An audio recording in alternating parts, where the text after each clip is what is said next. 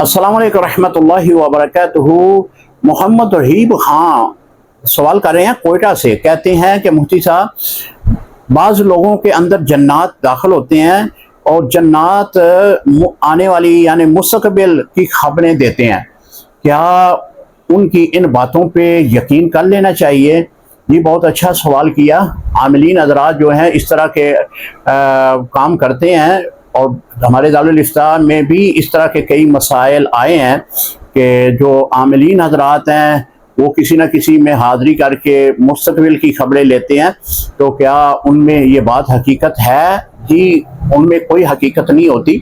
ایک روایت ہے جس میں یہ بیان کیا گیا ہے کہ پہلے جنات کو آزادی تھی، وہ آسمان کی طرف سفر کرتے تھے اور وہاں سے خبریں لے کر جو ہے وہ لوگوں تک پہنچاتے تھے، پھر اس پر پابندی لگا دی گئی۔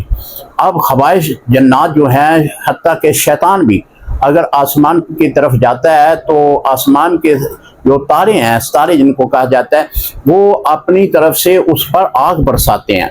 آپ نے دیکھا ہوگا شام کے وقت تارے ٹوٹتے ہیں تو ایک تارا جو ہے وہ روشنی نکالتا ہے، وہ زمین کی طرف آتا ہے۔ اس کے بارے میں روایت میں یہ آتا ہے کہ یہ شیطان جب آسمان کی طرف رخ کرتا ہے یا خبائث جنات آسمان کی طرف رخ کرتے ہیں تو یہ اس کی طرف اپنی آگ برساتے ہیں، پھر وہ زمین کی طرف واپس لوٹتے ہیں۔ اسی لیے نبی علیہ السلام نے فرمایا کہ جب یہ آپ منظر دیکھیں تو لا حول ولا قوت الا باللہ العلی العظیم پڑھا کریں۔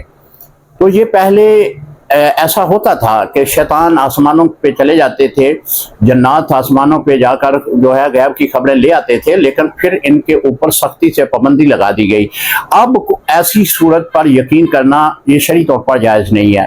اگر کسی کے اندر کوئی جن آتا ہے، حالانکہ یہ بہت کم ہے، یہ زیادہ ڈرامے لوگ کرتے ہیں اور اپنی طرف سے یہ ایک ترکیب بنائی ہوتی ہے لوگوں سے پیسے ورگلانے کی، لوگوں کو لوٹنے کا ایک انہوں نے ایک طریقہ کار بنایا ہوتا ہے کہ ایک لڑکے کے اندر یا خود اپنے اندر کہتے ہیں کہ حاضری ہو گئی اور پھر وہ غیب کی خبریں دینا شروع کر دیتے ہیں۔ بالکل جھوٹ ہے، اس پر یقین نہ رکھا جائے۔ غیب اللہ تعالیٰ کے ہی پاس ہے، عطائی رسول اللہ صلی اللہ علیہ وسلم کے پاس علم غیب موجود ہے، یا اللہ جس کو چاہے غیب کی خبر عطا کر دے، لیکن ذاتی جو غیب ہے وہ اللہ کے ہی پاس ہے۔